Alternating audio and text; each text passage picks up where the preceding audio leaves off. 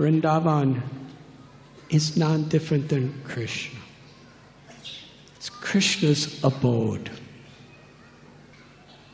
Sri Radharani is Vrindavaneshwari. Brindavan is the expansion of her love to facilitate unlimited pleasures to Krishna. It is the abode of love. But premanjana churita bhakti vilochanena. Although Krishna is in our heart and Krishna is everywhere, we cannot see unless the power of our love for our heart, when that awakens, it dissipates all the fog of illusion. The world is a mirror of the condition of our own minds. Bhakti Siddhanta Saraswati Thakur said, I only find faults in others because I am honeycombed with faults myself. When there is pollution within our own minds, then we will simply see whatever pollutions that people have covered this holy Dham with on the external level of consciousness. Unfortunately, in recent times, so many people come to Brindavan without really coming to serve the Dham. People come in a material way. The difference between material and spiritual is very simple. Material is when I put myself in the center. My focus and my purpose is about me. What can I gain from this? In a selfish way. When we want sensory pleasures, when we want profit, when we want prestige, distinction, these are selfish desires. When we come to Brindavan with these motivations, then the tendency is that's what we offer. And therefore there is so much pollution on a gross and subtle level.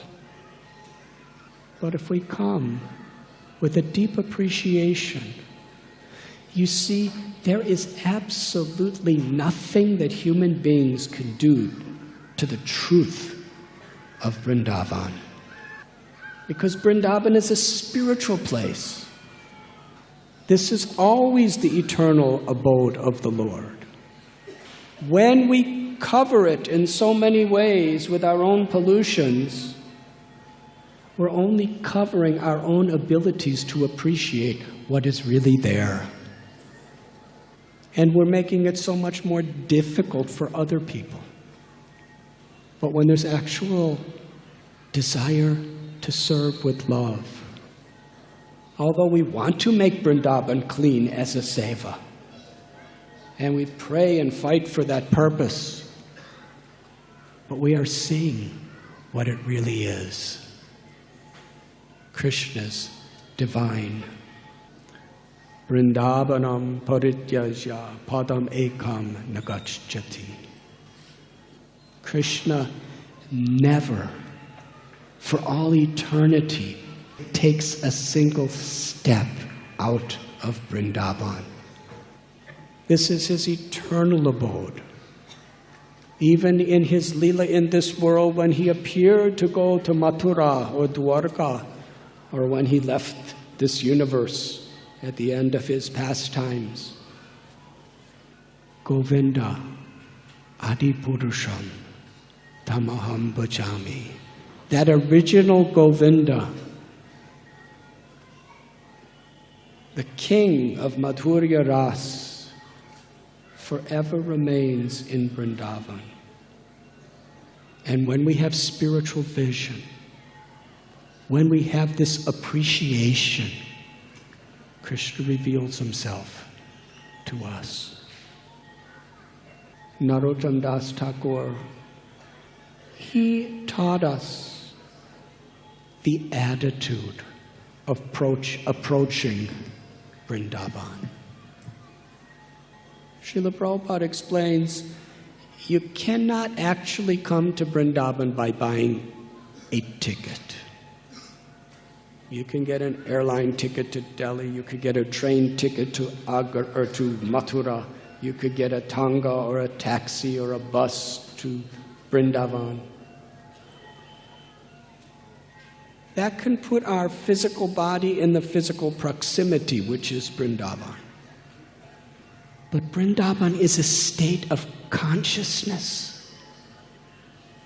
We cannot actually enter into Brindavan unless we come in this spirit of taking ourself out of the center and putting Krishna in the center.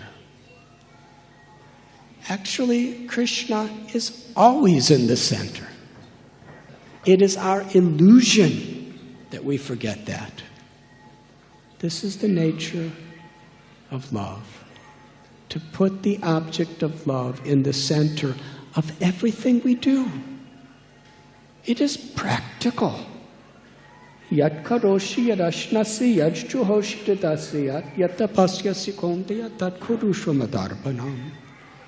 Krishna tells, all that you do, all that you give away, whatever austerities you perform, whatever yoga, whatever occupation, whatever family responsibilities, whatever relationships, just put me in the center.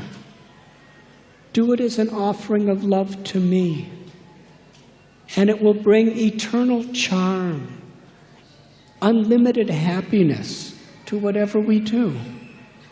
Because it becomes real. It's the awakened state of our true self.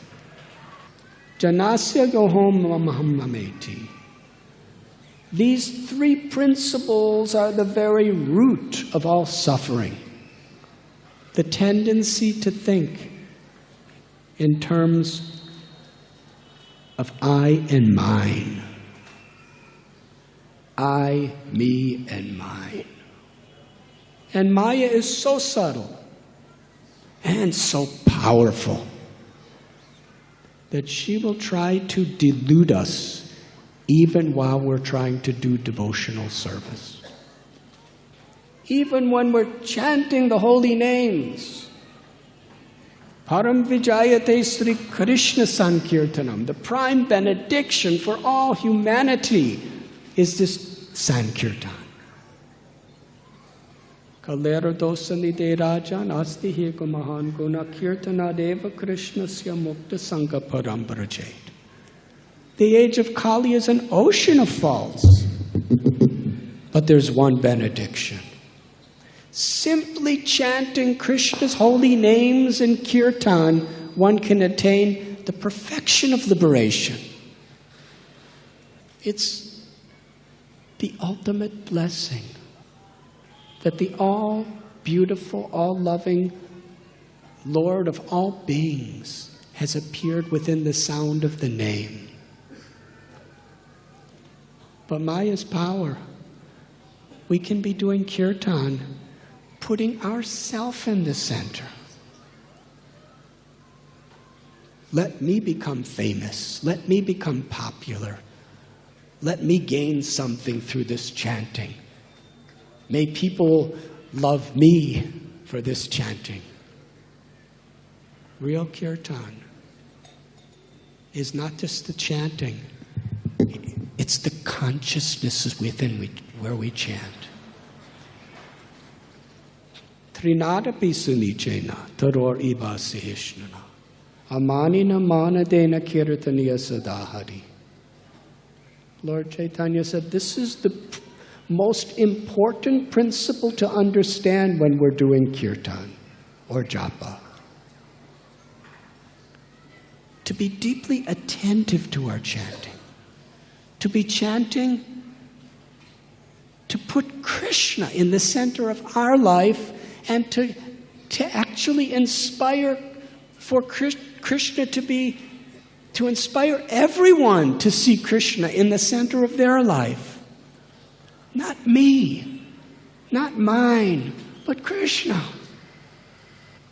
And when we have this humility, then Krishna will manifest through us, individually and collectively. Sometimes when we do service, what can I gain from this service? Either on the gross level of physical rewards, or on the subtle level of fame, prestige. Real kirtan is to give Krishna fame, to give Krishna prestige. The reality is Krishna is supremely famous. That's one of his 6 opulences. All we have to do is just recognize it and help other people recognize it.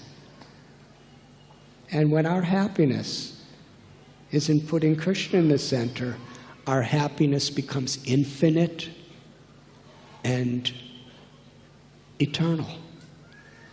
Because Krishna is infinitely and eternally the supreme object of love. You were listening to Radhanath Swami on devotionalnectar.com.